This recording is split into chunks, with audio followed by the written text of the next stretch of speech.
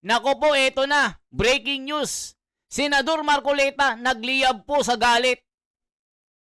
Nadurog si Boyeng Rimulya at John Vic Rimulya. Dahil nga po sa issue na nagtatago daw di umano itong si Senator Bato. Sabi ni Senador Marcoleta, hindi nagtatago yan. Napapirma ko nga eh. So ngayon mga kababayan, binabanatan nila si Marcoleta na tinatago daw si General Bato. Masamang senador daw itong si Senator Bato. Ito ang sabi ng mga loyalista na tanga-tanga. Yan yung mga komento, mga kababayan. Ngayon po masusuplak din itong si John Vic at itong si Tito Soto at itong si Pinky. Naku po mga kababayan, kung ano-ano kasing ginagawa. Isipin mo, iba na naman ang iniimbestigahan. Yung Blue Ribbon kinalimutan. Ano yun, pantakip, buta sa issue? Para kalimutan ng flood control, ganon. Magkano yan? So ngayon mga kababayan, hindi na natin patatagalin pa ito. Grabe ito. Amy Marcos, nagliyab. Nako po, panoorin po natin. Alam ko hindi pa napapanood ng iba ito. Ito po mga kababayan, nagliliyab na balita ito na magugulat ang mga Pilipino na ang katotohanan ay hindi may tatago na ang mga mastermind dito kailangan maghimas ng rehas, hindi mga butete lang.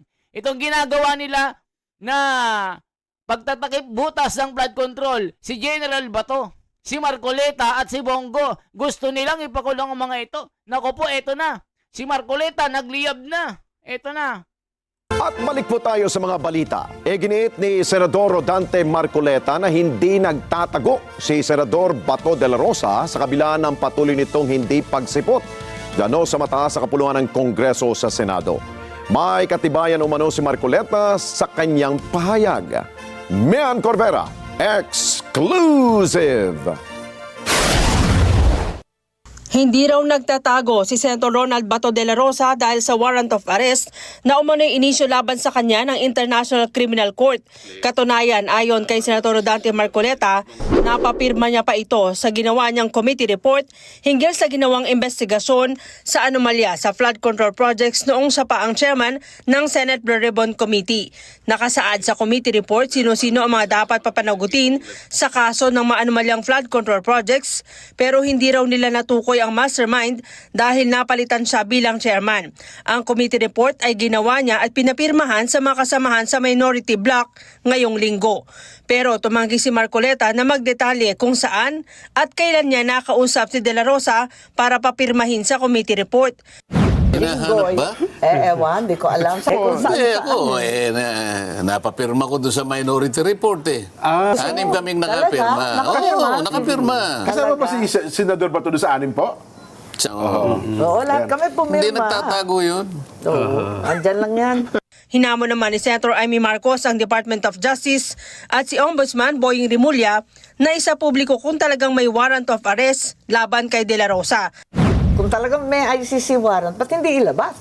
Yun nga. Sabi na, andyan. Sabi naman ng isang kapatid, wala daw. Ano ba talaga?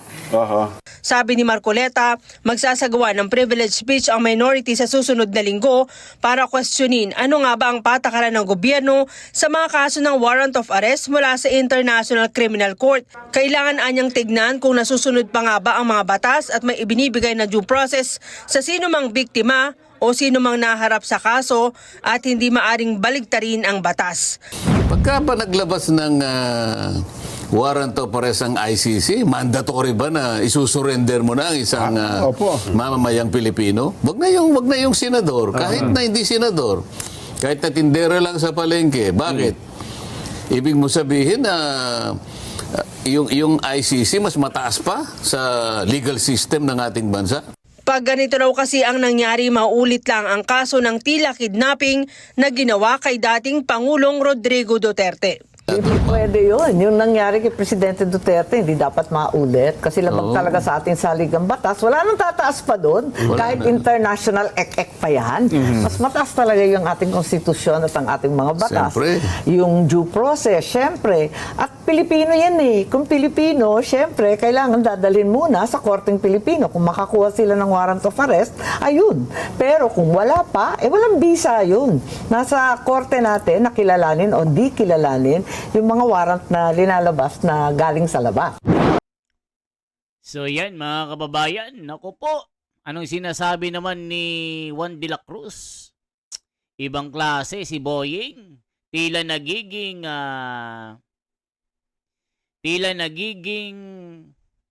ICC spokesperson ito, sabi ng mga komento. Sinasabi nila demolition job para mawala ang mga alyansa ng mga Duterte sa pagpirma ng impeachment. Supalpal si Sandro Marcos dito. Anti-dynasty bill, supalpal ni Senator Marcoleta dito sa inihain na bill ni Sandro Marcos at ni D na supalpal ni Marcoleta kasi tila wala namang basehan na mawawala ang anti-political dynasty. Naku po mga kababayan. Sabi ng mga komento, tumatakas, long hair niyan paglabas. Anong itataas yung hindi pwedeng kasuhan kahit na nagpapapatay daw? Ayun, mga loyalista nga na hanggang ngayon tatanga-tangahan. Pagkakalat ng fake news, Marcoleta, hindi pumapasok, hindi nagtatago. Ala ka, mga kababayan, yung mga loyalista nga, sumusugod. Nasaan, bakit di nagsisipot sa Senado? Alam pa, puro loyalista nga yung mga nagko-comment. Nagparetoke yan. Ala ka, hindi nagparoteka. Magparoteka tuloy, ek-ek mo, Amy. Aba, puro loyalista nga. What? Kaloka naman yan, kapatid na Marcoleta. Anong kaso ni Marcoleta? Hala ka. Nakaka-bullshit. Pag nakita ko si Amy, ala ka, puro loyalista nga yung mga nagko-comment. Galit na galit kay Marcoleta. Kasi nga, itong mga bayaran na mga troll na mga ito, magkano ba binabayad sa inyo mga troll? Ba't galit na galit kayo kay Marcoleta? Diba? Kayo mga loyalista, imbes makatulong kayo sa Pilipinas, kayo pa yung pahirap eh. Di ba mga kababayan? O ta sasabihin nila, BBM, napakagaling na presidente. Maraming legasiya, dapat pamarisan ng mga pangulong susunod. Sinong pinagloloko nyo? Paki-invite mo rin si BP Sara sa ganang mamayan. Ako, malapit na. Bakit daming dakdakan muna sa media sa trolls para sumikat, di hulihin at dalhin na si Bato sa dahig? Mayroon ng warrant, pa yan, inaantay pa sikat? Alam na netizen kung may batas Mauricio pa sa Pinas. Opinion, aristuhin na si Bato. Sino nakakapagpigil? Wala, dalhin na sa dahig, boss ombudsman. Hala ka. Itong mga loyalista nga, ewan ko lang kung tatanga-tanga talaga mga ito. Kung sino pang nagliligtas sa katwiran at karapatan ng mga Pilipino. Si Marcoleta pa ang tinitira nyo. Naku po mga kababayan, mga loyalista nga talaga mga baliw na mga ito. Sabi ni Rorick Barik ng Batangas, dati akong loyalista pero ayaw ko nang niloloko ako. Magbabarik na lang ako. Ala ka. Gusto ko si Marcoleta kasi siya ang tunay na senador. Ayaw ko kay Pinky at Paloma. Ala ka. Ayan ang mga balitang malulupit. So ituloy pa natin mga kababayan. Ito po. Senador Marcoleta, sinoplak itong si Sandro Marcos dahil sa kanyang tila nakakabaliw na bangag dynasty bill. Kasi nga parang hindi naman pinipigil ang dynasty bill mapanlin lang na bill ito. Sabi ni Marcoleta. Ito, pakinggan nyo po mga kababayan. manggigigil kayo dito. Kung gusto nyo talagang totally mawala yung anti-dynasty bill, ba't ganito ang ginawa mo, Sandro? 'Di ba? Eto, pakinggan nyo. Maiinis kayo dito kay Sandro na ito. Itong 55 billion na ito.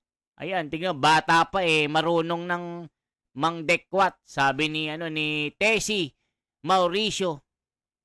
Ibang klase, mana-mana, tiba-tiba, alaka.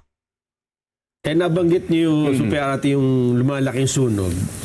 Hindi ba itong 4 na priority bills ay pamatay sunog? O wala namang, parang sincero naman doon? Ko alam, hindi ko maintindihan yung mga congressman nung nag-meeting tayo sa Commission on Appointments, abalang-abala. Apo. Tanong ng tanong sa akin, seryoso ba yan? Seryoso ba yan? Abala yung mga congressman doon sa anti-dynasty. Anti-dynasty. Sabi ko, ang totoo, nakapag-hearing ako, noon chairman ako, matagal akong chairman ng electoral reform. Nag-hearing kami dyan sa anti-dynasty. Ang totoo, hindi yan ang first time na magkakaroon tayo ng anti-dynasty provision. Kung maalala niyo sa SK, sa Sangguniang Kabataan, meron ng provision na hindi pwedeng kamag-anak, hindi pwedeng anak, hindi pwede yung asawa or apo, at kinakailangan pamangkin, di ba, third or fourth consanguinity or affinity doon sa SK law.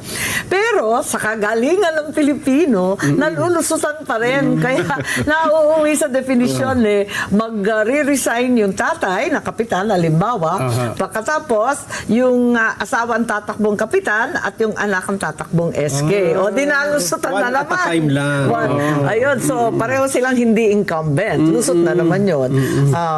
Maraming ganyan sa maliliit na barangay, sa amin, sa mga liblib, sa tuktok ng bundok.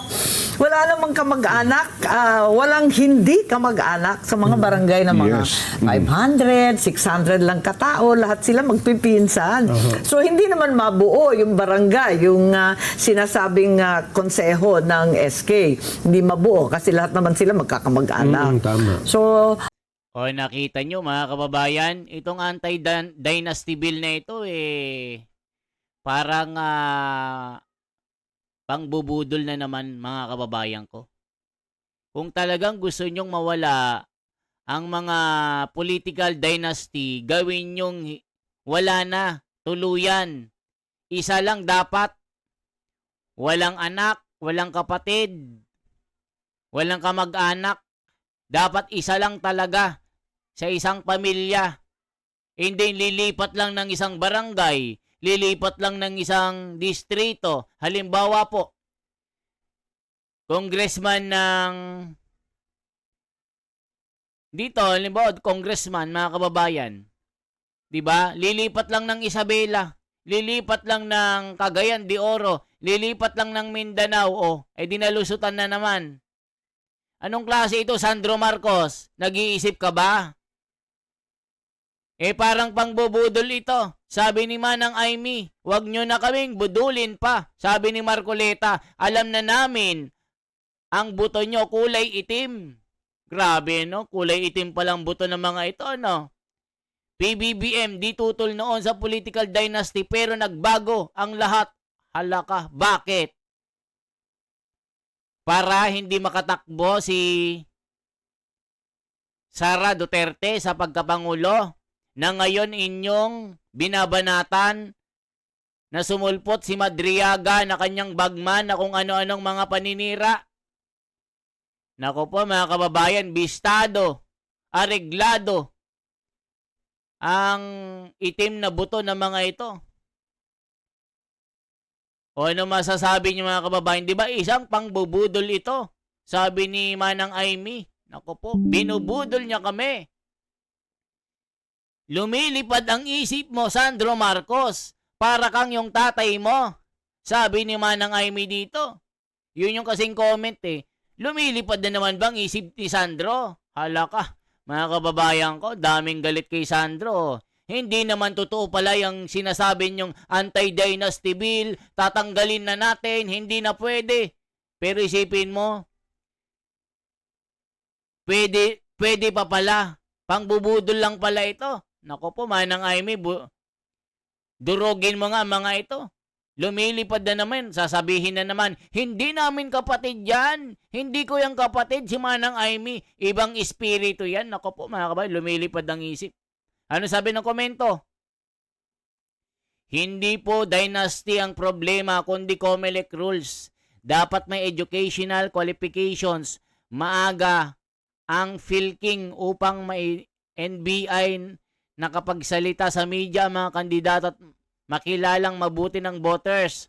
Overdose na lang ang pag-asa kasi hanggang nandyan po si ading nyo. Ma'am, sisimutin talaga niya ang kaban ng bayan. Ganyan kasi pag mag-isip ang ngagba. Dynasty is not a problem. Corruption is the problem. Nako po mga kababayan ko. Pag magpapasko na walang makukulong, bla bla bla lang talaga kaya. Lalong gumanda si Sen Aimee. Ayan, nako, polvoron part 2 yata ito. It's all show. That's what people are talking about and they want people to divert attention from Sara impeachment. Nako po. Bakit may senador at congressman na Marcoleta? Bakit? Bawal ba? May anti-dynasty na bill ba? Itong gwardiya na ito, isa ding epal na loyalista nga ito eh. Wow, nakakatuwa naman. Bumisita si Senator Aimee at nakakamiss ang magandang ngiti. Ngayon ko lang po nakita na gandang ngiti. Syempre, nandyan sa tamang katwiran. Diba? Hindi yan ngagba, sabi ni Tomas. Tuloy natin. Paano masuplak ang mga ito? Sinusuplak na naman ni Manang Aimee itong mga nagkukunwari. Anti-dynasty bill, ayaw na namin. Anti-dynasty bill. Ek nyo. Niloloko nyo naman ang mga tao. Marami talagang problema yung Dynasty Bill. Kahit gustong-gusto natin maisatupad, ang realidad, ilan ba yung Dynasty? 67% daw ng Kongreso, tama ba? 72 yata. Mas malala. Pagkatapos, Sa Senado yata, mas mataas. Marami, Sa Senado, 4 ang magkakapatid. Opo. So, yun. 4 po, di ba? 4 na 4. pare. Opo. Bilyar at Bilyar, Cayetano, Cayetano. Tulfo, at saka Estrada. Oh, there we go. Ayun.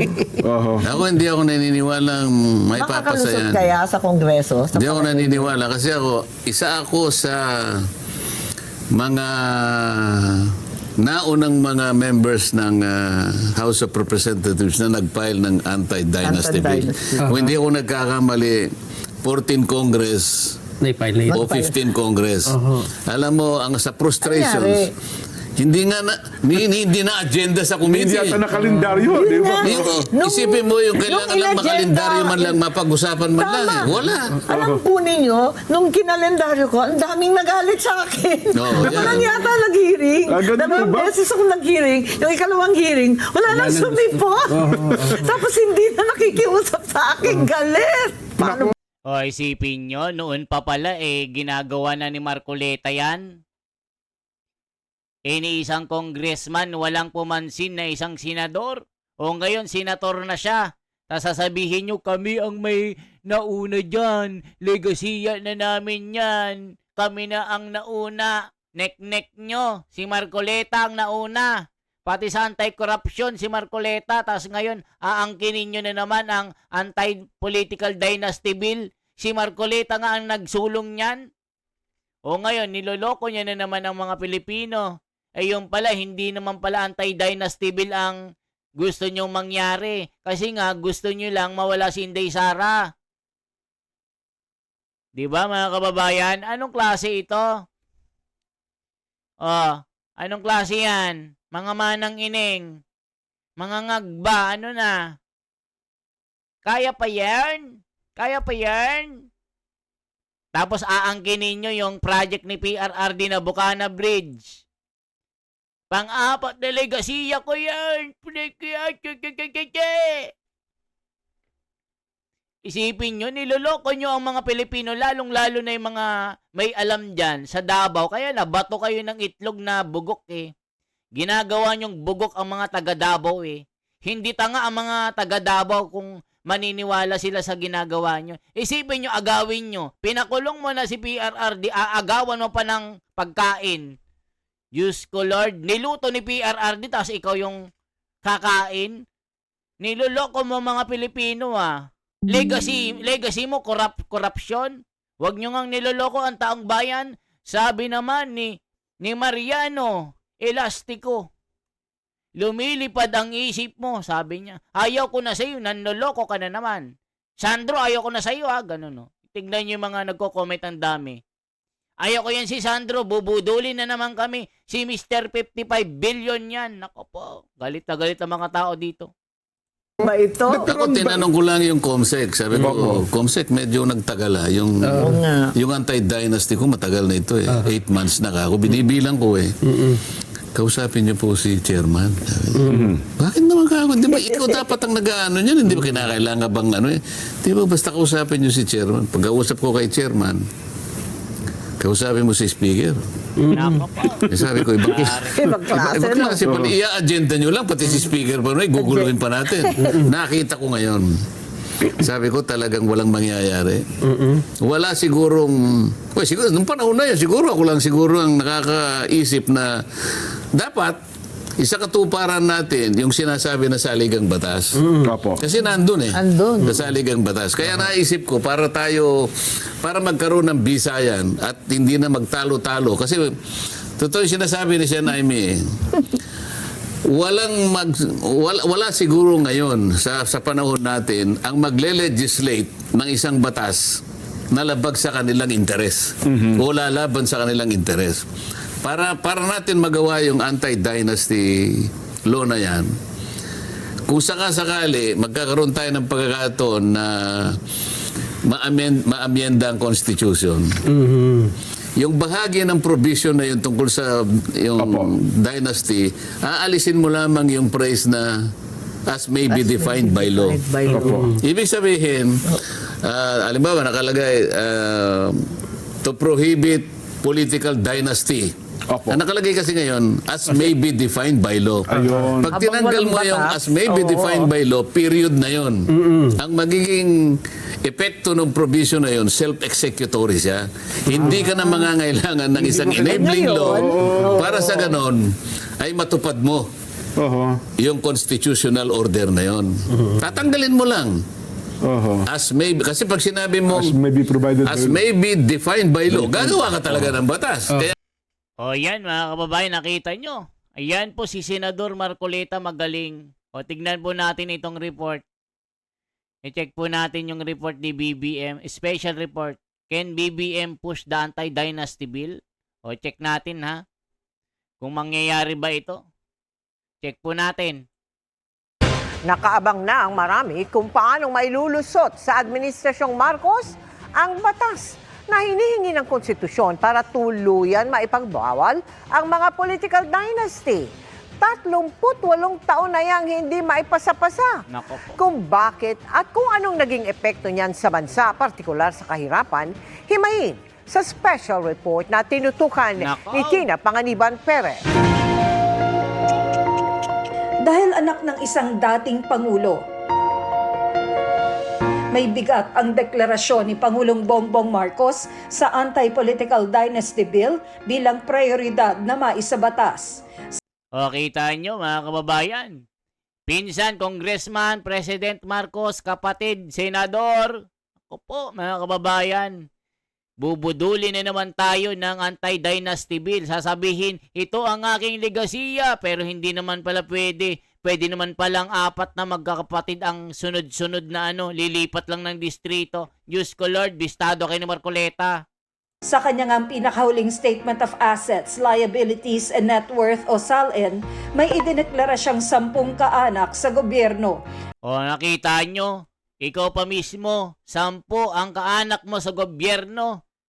Anak, congressman, pamangkin, vice governor, kapatid, senator, presidente, Marcos, ikaw, pinsan, congressman. Ako po, mga kababayan ko, bubudulin na naman tayo ng taong ito.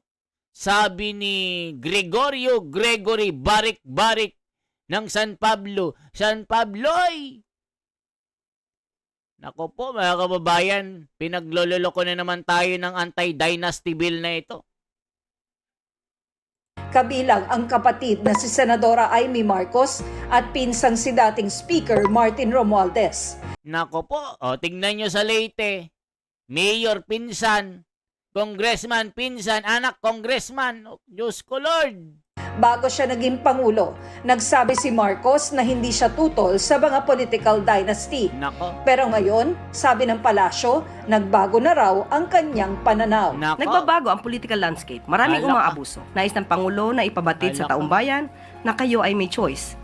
Choice na naaayon sa merito, hindi lamang dahil pare-pareho ng apelido. Hala ka. Pareho sila kung tutuusin ni Vice President Sara Duterte na isa ring anak ng dating Pangulo. Eh kasi nga, ayaw nilang maging presidente itong si Duterte, Sara. Yan lang ang tamang diskurso dito. Bakit? Kasi nga, may paglaglag. Malalaglag sila sa kubeta.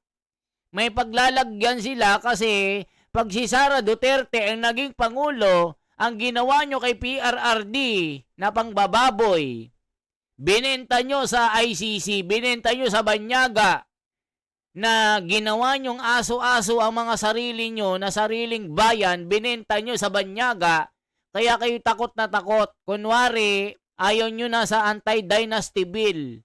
Pero sa totoo, hindi naman pala sang-ayon sa loob nyo. Labag pala ito kasi nga gusto nyo mawala si Sara. Nako po. Na meron namang 6 na kamag-anak sa gobyerno batay sa huli niyang SALN at sa resulta ng huling eleksyon. Mula sa mga angkang politikal, ang 2 pinakamataas na leader sa bansa. Alam niyo mga kababayan, walang masama ang political dynasty. Kung ito ay maganda ang patakbo gaya ng mga Duterte. Isang PRRD ang naging Pangulo ng 2016, nangako ng ganito, pag hindi ka nagbago, yari ka kinabukasan, tatabunan ka ng dyaryo.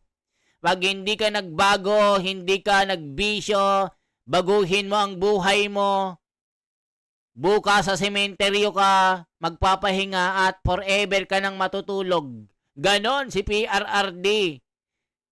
Eh ngayon, ang ginawa nyo kay PRRD, pinagsamantalahan nyo, ginahasan nyo mga Duterte, tapos ngayon sasabihin nyo, ayaw namin ng political dynasty. Nek-nek nyo. Pinagloloko nyo mga Pilipino. O nasabi ng mga komento, I've said before, I'll say it again, not too many know this but our president got mental fortitude. He's planted the seeds for a better Philippines. The next president should follow his vision. Continuity of vision is essential. Eh di wow. Sure bud, dapat iyang political dynasty ang ipagrally ng taong bayan nationwide. Diyos ko Lord, mga kababayan ko.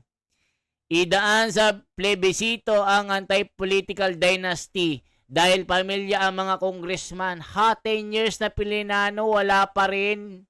Ambot nimo. Naku, yari na.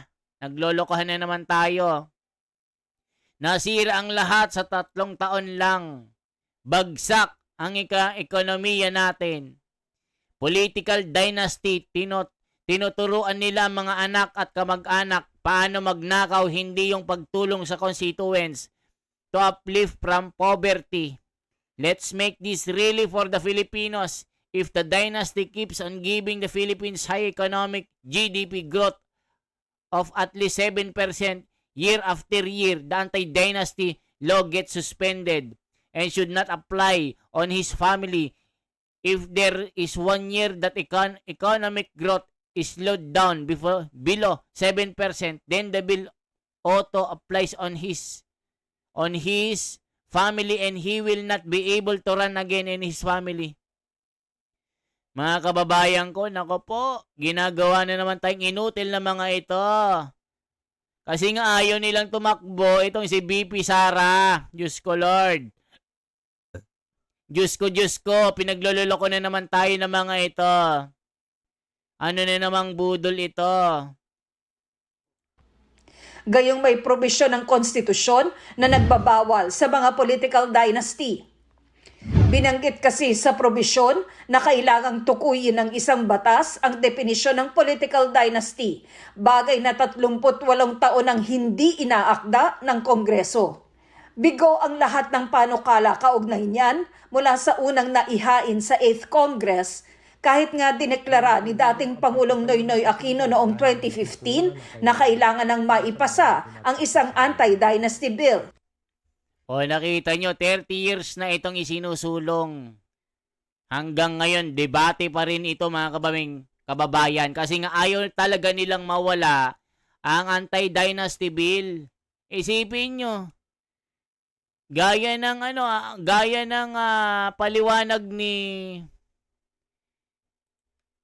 paliwanag po ni Marcoleta. Hindi naman talaga nila tatanggalin kasi nga 4 hanggang 5, pwede pa rin tumakbo. Lilipat lang ito ng, halimbawa, kapitan. Nag-retire na. Aba, yung panganay na anak, pwede din pala. Yung isang kapatid doon sa kabilang distrito, lilipat lang ng barangay. Diyos ko Lord, anong klaseng anti-dynasty bill ito? Pinagloloko na naman tayo ng mga... Kaya kay supalpal ni Marcoleta pinagloloko nyo kami. O ano pa mga kababayan? O, walang kowa na nagsabing may ninakaw. Ayan, tignan nyo si BP Sara. Niloloko nyo. Sasabihin nyo may nakaw sa kowa, wala naman. Klarong-klaro ang kanyang financial statement, walang ninakaw, pero kay bilyones ang ninakaw. 55 billion, 100 billion. Ayun, absuelto kay kay Pingpong. Pag-addict, paiba-iba ang isip, lalo na pag nakabatak, alaka. Pag-addict daw, paiba-iba ang isip, nagbago na ang isipan. Okay lang naman ang political dynasty basta magandang plano sa bayan at may malasakit sa mamamayan. Kaya pala maraming tumututol sa House of Representatives kasi ayaw nilang mawala ang political dynasty. Inililihis lang nila ang pag-iimbestiga sa flood control, corruption, kung sino ang mastermind. Hindi papatulan ng HOR at HOS yan. Yung political dynasty na yan dahil mahihirapan na sila mag-corrupt kapag wala na yan. Ang importante ay isabatas ulit ang death penalty para mawalang korupsyon at krimen sa bansa. Yun yung sabi ng mga Pilipino. Kinigigil nyo si Duander. Nakakagigil ang mga ito. Kunwari, mag-ano ng anti-dynasty bill gusto lang hindi makapunta si hindi makatakbo si Sara kasi plano nila. Tingnan nyo, binubuksan na naman yung impeachment trial niya. Kung ano-anong mga kinakaso, pati si Marcoleta dinadamay. Isama dyan na bawal barangay chairman ang mag-asawa. Lalaki yung asawa, babae, kagawad naman. Paglipat-lipat lang sa kanila, tignan nyo, abolish Congress na, idaan sa plebisito ang botohan sa anti-dynasty bill. Hindi nyo pa rin ba nagigets ang lahat ng bagay na kasisira ng DDS ay ginagawa ni Bongbong Marcos para lang malihis ang investigasyon sa flood control? Ginagago lang kayo ng administrasyon dahil ninakaw ang pera ng PhilHealth para ipagtanggol sa DPWH. Yung anomalya sa pagnanakaw sa kaban ng bayan ang gusto naming pasolusyonan at maaksyonan. Gusto naming may makulong na may taong may kinalaman. Nako po, yun ang sabi ni Funny Gameplay 3024. Sabi naman ni Skyler Makalaman. Alam niya kasi na di sila mananalo kahit tumakbo pa silang lahat. Ikulong nyo muna mastermind sa flood control bago ang anti-dynasty bill. Huwag nyo ilihis ang isyo. Ikulong si Tambaloslos. Hayan mga kababayan, galit na galit ang mga tao dito. Anong masasabi nyo po, mga kababayan? Isang comment, isang like, isang share po. Isang malaking subscribe. Pabutin nyo po ako ng 1 milyon na subscriber para mas maganda, mas marami. I-subscribe nyo lang po ito mga kababayan para lalo kayong makakita ng kagimbal-gimbal na balita na may sustansya. Okay po? Kaya yan po ang pasabog ni Senador Marcoleta. Giniba lahat, dinurog lahat ng mga kalaban. Kaya nila gustong mawala ang anti-political dynasty bill dahil ayaw nilang tumakbo si Sara Duterte para hindi sila makulong sa kulungan. Ginagawa nila itong political dynasty bill kasi nga gusto nilang mawala yung issue ng mastermind ng flood control. Okay po mga kababayan, yan lamang po si The Wonders Philippines for transparency, for a better democracy. Salamat po mga kababayan. And once again, i-comment nyo po kung anong lugar po kayo, yung location nyo, at re-replyan ko isa-isa. Okay po, nagre-reply po ako mga kababayan ko ha. Ito ang inyong lingkod. Mabuhay po.